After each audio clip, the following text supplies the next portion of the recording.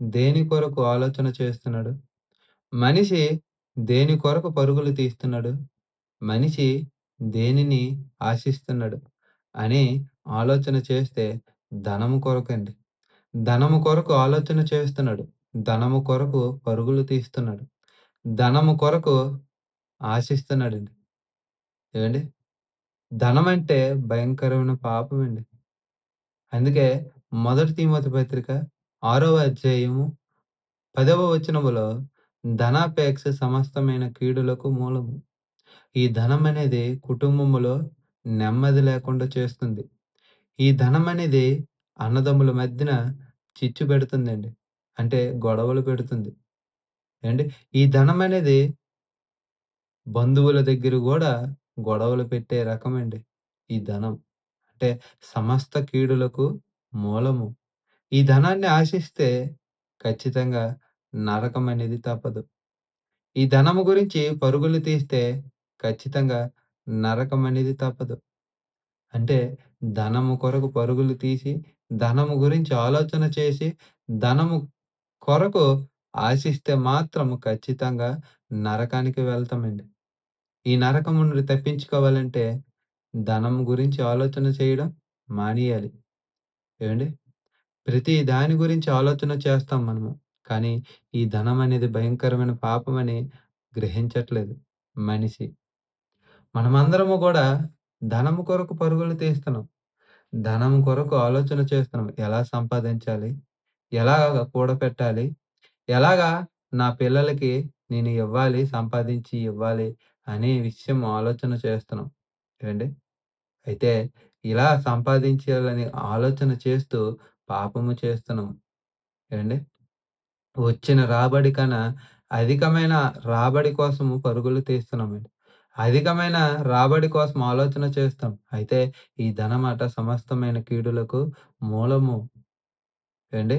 ఇలా ధనాన్ని ఆశించి చాలామంది మరణించారండి. ఏవండీ? మొట్టమొదటగా పాత నిబంధనలలో చూసుకున్నట్లయితే గెహాజీ. గెహాజీ ధనాన్ని ఆశించి నయమనుకున్న కుష్ఠరోగమును తనకును, తన కుటుంబానికి, తన సంతటి వారికి ఆ కుష్ఠరోగమును తెచ్చుకున్నాడు. దేనిని ఆశించి అంటే ధనాన్ని ఆశించి. ఏవండీ? అలాగే క్రొత్త నిబంధనలో చూసుకున్నట్లయితే యోధా గారు, యోధా గారు యేసుక్రీస్తు ప్రభువుని అమ్మిసి ధనం కోసము యేసుక్రీస్తు ప్రభువారిని అమ్మిసి తాను ఉరిపోసుకొని చనిపోయాడండి. ఏవండీ? అంటే ఈ ధనమాట సమస్త కీడులకు మూలము. దీనిని ఆశించేవారు నరకానికి దగ్గరగా ఉన్నారనేది ఆలోచన చేయాలి. ఏవండీ? అలాగే మరో వ్యక్తిని జ్ఞాపకం చేసుకున్నట్లయితే అననీయ, సపీరా. వీళ్ళు కొంత ధనాన్ని దాచుకొని, కొంత ధనాన్ని అపోస్తుల పాదముల చెంతకు తెస్తే అక్కడికక్కడే పరిశుద్ధాత్మను మోసపుచ్చినందుకు అక్కడికక్కడే మరణించారు.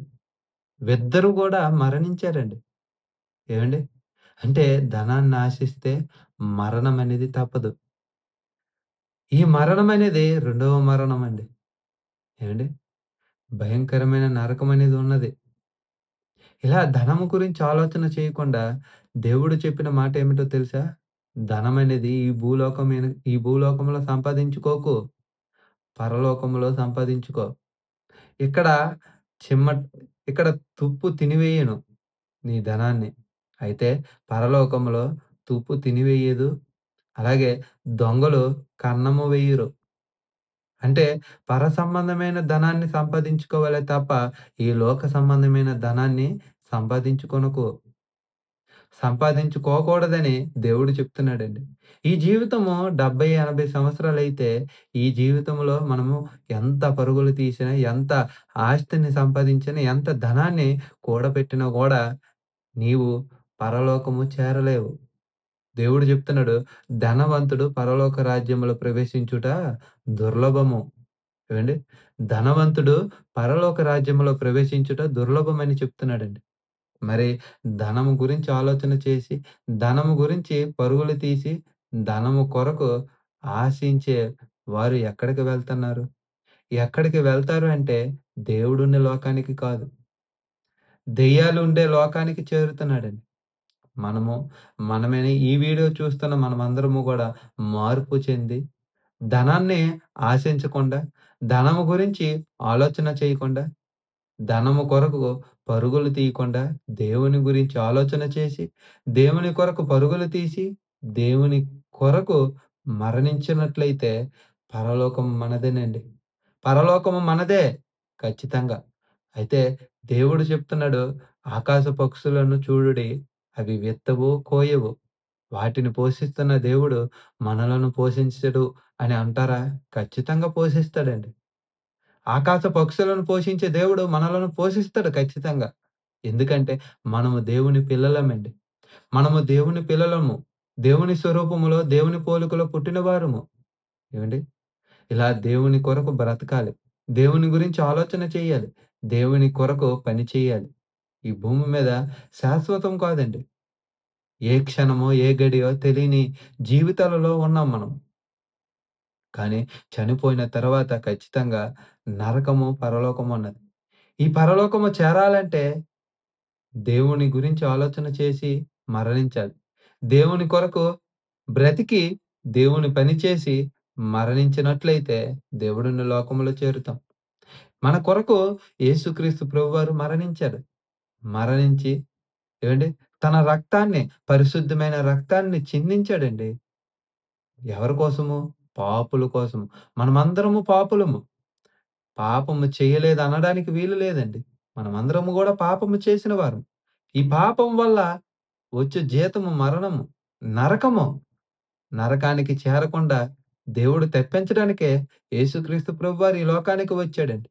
ఏవండీ? అనేకమైన విషయాలు చెప్పాడు. ధనాన్ని ఆశించొద్దని చెప్పాడు. ధనం కొరకు పరుగులు తీయొద్దని చెప్పాడు. ఏవండీ? యేసుక్రీస్తు ప్రభువారు ఎవరు? యేసు అంటే రక్షకుడు. క్రీస్తు అంటే అభిషిక్తుడు, రాజు. కానీ రాజయ్యి ఉన్న యేసు ఈ లోకంలో దీనుడుగా వచ్చాడండి. దరిద్రుడుగా వచ్చాడు. ఎవరి కోసం? మనందరి కోసం. మనకి హ్మ్. మనకి మాదిరిగా చూపించడానికి యేసుక్రీస్తు ప్రభువారు ఈ లోకానికి వచ్చాడు. వచ్చి చూపించాడండి. అయితే మనం మారుతున్నామా? మారట్లేదు. ఇకనైనా మారి ధనము కోసము కాకుండా దేవుని కోసం ఆలోచన చేద్దాం. ధనము కోసము కాకుండా దేవుని కొరకు పరుగులు